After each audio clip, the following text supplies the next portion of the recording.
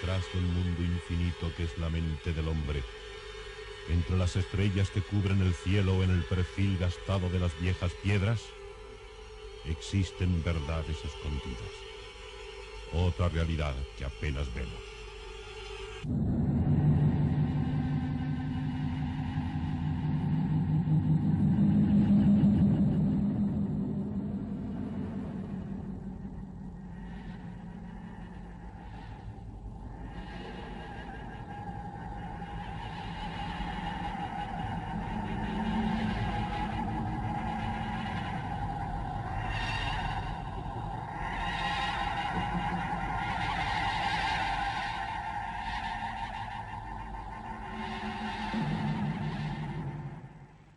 Buenas noches.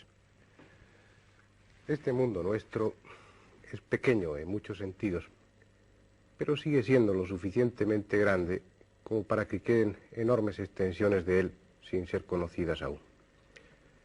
En las selvas americanas y africanas, selvas inaccesibles, aún permanecen muchos misterios, ruinas, animales extraños, hechos que al descubrirse harán cambiar el esquema que tenemos de la historia.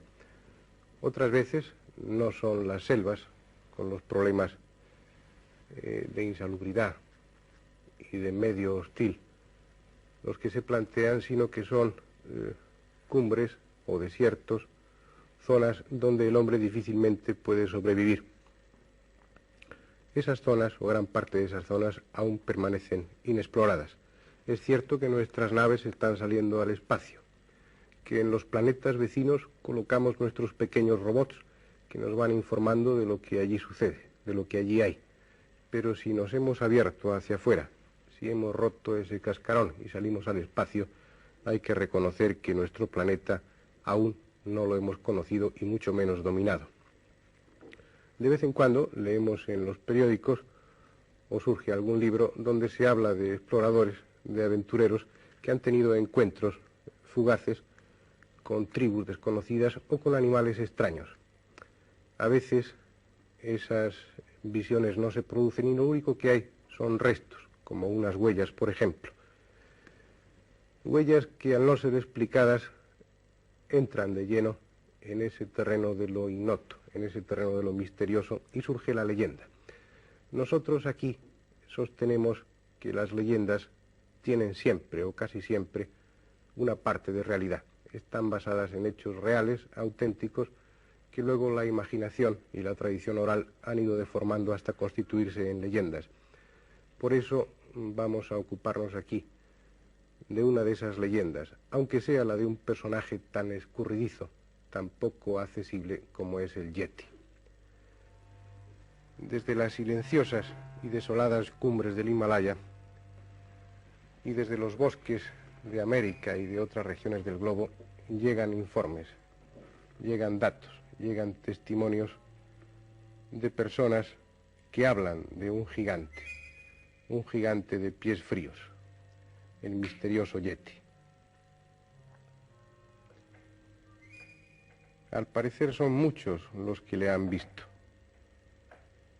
sobre todo en el Himalaya occidental. Sherpas, guías, personas como este Santón, que hablan de un ser extraño. Lo describen perfectamente. No lo han podido fotografiar, pero su testimonio hay que tenerlo en cuenta. Este, por ejemplo, iba acompañando una excursión, unos 100 metros por delante del grupo excursionista, y pudo ver durante unos instantes a un ser peludo, desnudo, de gran estatura, que se movía velozmente. Un ser que ellos han incorporado a su folclore, a sus leyendas.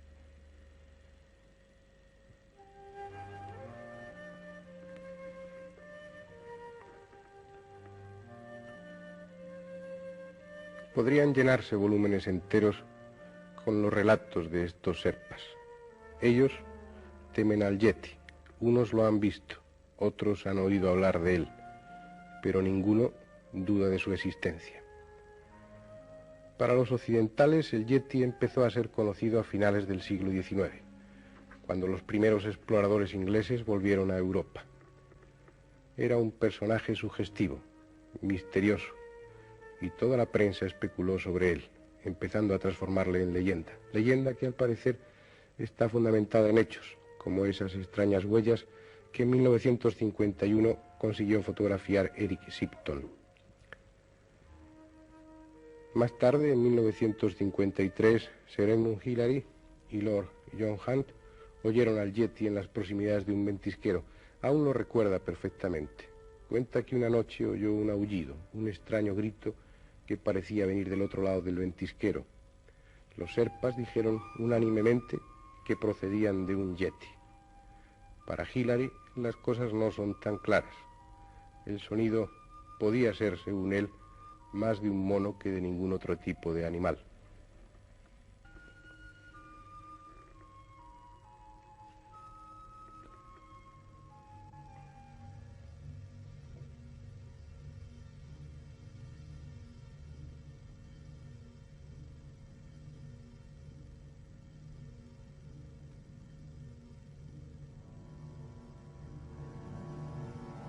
Sin embargo, huellas como estas están ahí como testimonio objetivo de algo, de un ser que recorre aquellas regiones y que lleva los pies desnudos.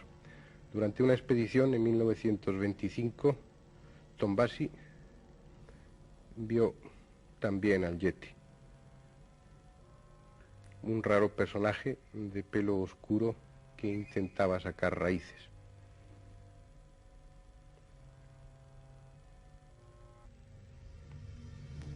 Se pensó por algunos que podría tratarse de un primate muy evolucionado, posiblemente el célebre eslabón perdido.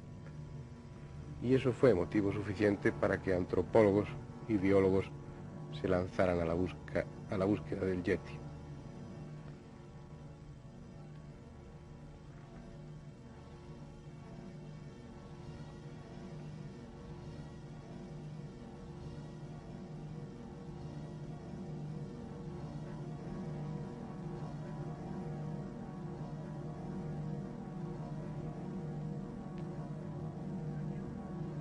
Así, en 1958, localizaron una cueva que posiblemente podía servir de guarida al hombre de las nieves.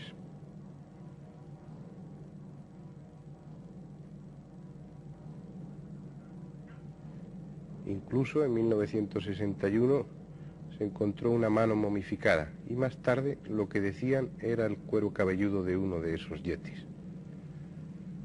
Todo parecía indicar que el Yeti era una realidad.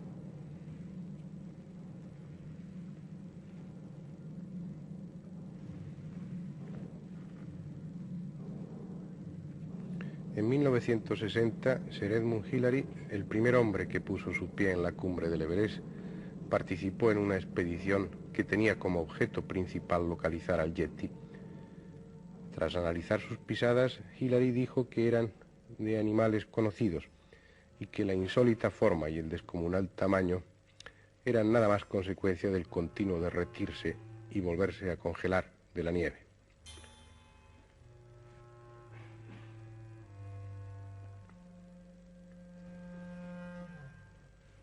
Las pruebas encontradas fueron analizadas en Londres. El cuero cabelludo resultó ser una farsa. En realidad era una piel de antílope. Y la cueva, supuesta casa del Yeti, la madriguera de un oso. La polémica, pues, se mantenía viva. Y aún se mantiene. Para algunos no hay duda, el Yeti es en realidad el oso azul tibetano. Pero los naturales de aquella región lo han visto y creen en él. Como en todo aquello que es inaccesible, que no se deja ver apenas y tocar, la controversia se mantiene viva. Ardientes defensores y ardientes detractores. A la opinión de los científicos, ajenos a las especulaciones, los hechos siguen aconteciendo. A diario llegan testimonios de gentes que han visto o han querido ver al abominable hombre de las nieves. Algunos incluso han sido atacados por él. De todas formas, se podría pensar que en el Nepal, que en la cordillera del Himalaya, tienen su monstruo particular, tienen su leyenda local, algo que forma parte del folclore típico de aquellas regiones. Pero no es así, porque si estamos hablando del hombre de las nieves, podríamos hablar perfectamente del hombre de los bosques, puesto que un ser con unas características muy similares, idénticas diría yo, a las del Yeti, ha sido visto en los bosques de América del Norte. Ha sido visto, fotografiado y filmado. Sí, filmado auténticamente. Todos los aficionados a estos temas saben que existe una película de 16 milímetros en la que en algunos metros aparece este abominable hombre de los bosques, o el pie grande, como le llaman allí. Fue en octubre de 1967. Roger Patterson, un ganadero de Washington, acompañado de un guía, llevaba tiempo recorriendo aquellos bosques. Llevaba su cámara filmadora porque era uno de los convencidos de la existencia del pie grande, o del abominable hombre de los bosques, y quería captar imágenes de él. Y tuvo la inmensa fortuna de conseguirlo. En un momento determinado su caballo se encabritó, empezó a retroceder y terminó cayendo. Patterson sacó su filmadora y recogió a un extraño ser que unos 40 metros a su izquierda caminaba atravesando un banco de arena. Patterson consiguió esa película, discutible si quieren, pero película al fin que ustedes están viendo.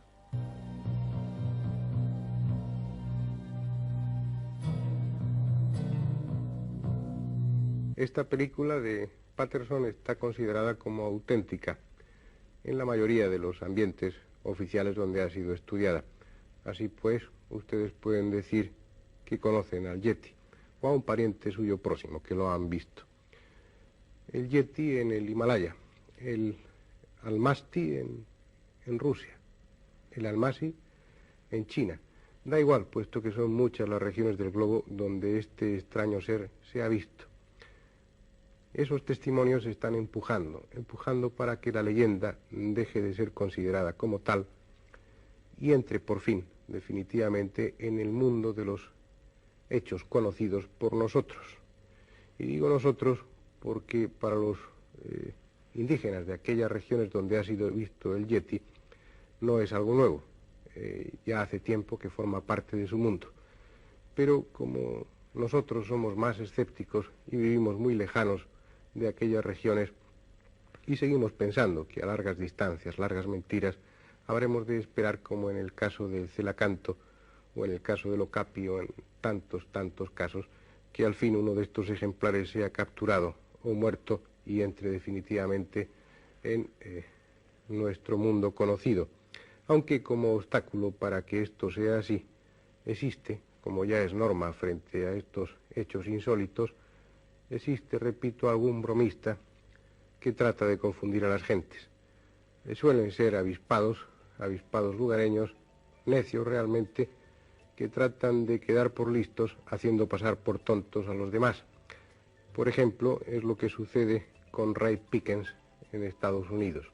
Él se ha fabricado unos zapatos especiales con los que va dejando huellas de un supuesto pie grande u hombre abominable de los bosques para confundir a los estudiosos del tema.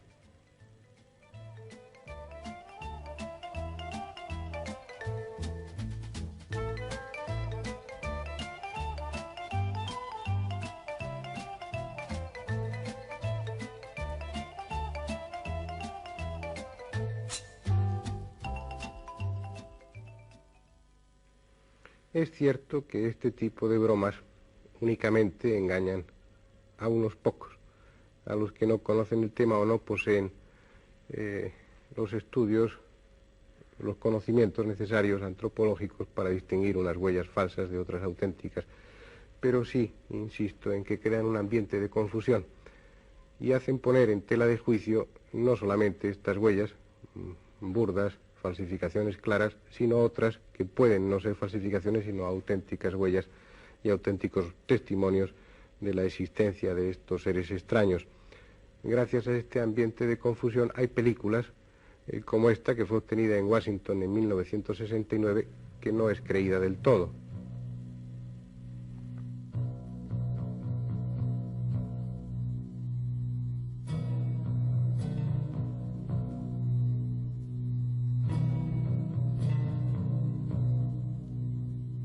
O esta otra, que fue obtenida en Alaska y que, justo de reconocerlo, tiene todo el aspecto de ser trucada, de ser falsa.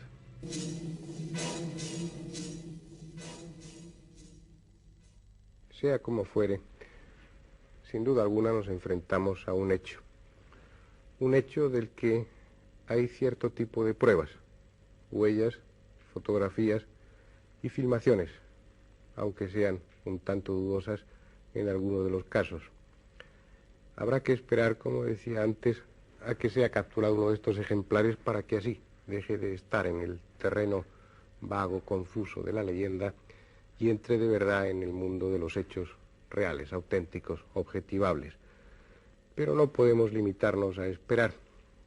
Creo que hay algunos elementos, si no suficientes, sí, un principio para iniciar un estudio, un acercamiento a un personaje tan extraño y tan inaprensible como es este del Yeti, aunque para ese estudio tengamos que partir de algo tan frágil como son las huellas.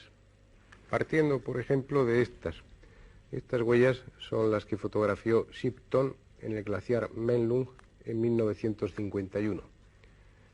Aunque en un principio les decía que Hillary opinaba que eran huellas de cualquier otro animal, por ejemplo el gorila de montaña o el oso azul, ha habido antropólogos que no se han creído eso, sin más, sino que han estudiado esas huellas. Chernevsky ha sido uno de ellos, el que con más interés lo ha hecho, y ha encontrado resultados sorprendentes. Después de comprobar que no estaban producidas esas huellas, partiendo de unas concretas que luego se han deformado por la fusión de la nieve, y esto es fácil viendo la porción de nieve que queda entre las huellas correspondientes a los dedos de los pies, Chernevsky vio claramente que aquellas huellas eran recientes y se dispuso a compararlas con las del gorila de montaña, el animal que planteaba más dudas respecto a la existencia del Yeti. Sacó moldes y obtuvo estos dos moldes. Uno de ellos, el marcado con la letra A, corresponde a la huella del Yeti, mientras que esa otra huella, ese otro molde, corresponde al de un auténtico gorila de las montañas. Como ustedes ven, las diferencias a primera vista son ya notables. Pero si nos fijamos más detenidamente en la huella del Yeti, vamos a encontrar una serie de características que son en muchos sentidos sorprendentes. El primero de ellos es la anchura desmesurada de esa huella. Una anchura que en relación con la longitud está en una proporción de un 42,8%. Curiosamente, esa proporción de un 42,8% es la misma proporción que existe en las huellas del hombre de Neandertal, concretamente el hombre de Neandertal que se encontró en Crimea. Luego hay otro extremo, algo muy interesante, que es, primero por supuesto, una de las primeras cosas que sirvió para descartar la posibilidad de que fuera un gorila de montaña es la posición del primer dedo, del dedo gordo del pie, que no está en oposición, como en la huella del gorila, con el resto de los dedos, sino que forma parte del mismo plano, por decirlo así. Pero el otro punto, el punto importante desde un plano antropológico, viene dado por el segundo dedo que corresponde a la huella del Yeti. Ese segundo dedo ofrece unas características muy importantes. Es extremadamente largo. Y esa longitud desmesurada, correspondiente a un alargamiento del segundo metatarsiano del pie, es una característica que se encuentra en los fósiles del hombre antiguo, del hombre primitivo. Es decir, hay una serie de elementos que por un lado descartan la posibilidad de confusión, realmente son huellas de alguien o de algo con unas características sui generis, con unas características muy propias que lo diferencian radicalmente en contra de lo que se ha dicho del gorila de montaña. Pero por otra parte, las mismas características de esta huella nos ponen en la pista de un prehomínido, de un hombre primitivo, una especie de cuasi hombre que ha permanecido a lo largo de estos años sin evolucionar. Un hombre inteligente, puesto que muchos de los testigos hablan de que en su mano derecha portaba un arco y una rudimentaria flecha. Si el problema de las huellas parece claro, al menos en un sentido, es más confuso el problema respecto al cuero cabelludo. Ya saben ustedes que el cuero cabelludo que llevó Hillary a Londres fue, según algunos libros, fue una mistificación. Era en realidad un cuero de antílope. Existen concretamente dos de estos cueros cabelludos. Los dos están en monasterios tibetanos, o estaban. Uno en el de Kunjung, que fue el que se llevó Hillary a Londres, y otro en el de Pamboche. En el monasterio de Pamboche, ese cuero cabelludo no fue llevado a investigar, pero sí unos cuantos pelos que se arrancaron de él, y esos pelos no encajan en ningún pelaje de cualquier tipo de animal, de los muchos que cubren la faz de la tierra, que sea conocido para nosotros. Son pelos pertenecientes al cuero cabelludo de alguien que no está registrado en los libros de biología o de paleontologías. Por otra parte, si estas pruebas son de por sí, si no definitivas, por lo menos muy sugerentes, existen los testimonios, y no debemos olvidarnos de ello, testimonios de gentes que están acostumbrados a ver un gorila de montaña o que están acostumbrados a ver un oso azul. Gentes que aseguran haber visto al Yeti. Gentes que se han rozado, que se han tropezado con él y que incluso en algunas ocasiones han sido hasta agredidos por él. Todo parece indicar que el asunto del Yeti, del abominable hombre de las nieves, es algo más que fantasía. Tal vez algún pariente más o menos próximo a nosotros ha permanecido insensible al paso del tiempo y conserva sus hábitos y el tamaño de su cerebro que tenía hace unos cuantos millones de años. Sin embargo, ese ser, ese Yeti, es lo suficientemente inteligente como para ser tímido, como para alejarse en todo lo posible del hombre actual, de nosotros, de ese animal que es el único capaz en toda la biología de matar por capricho.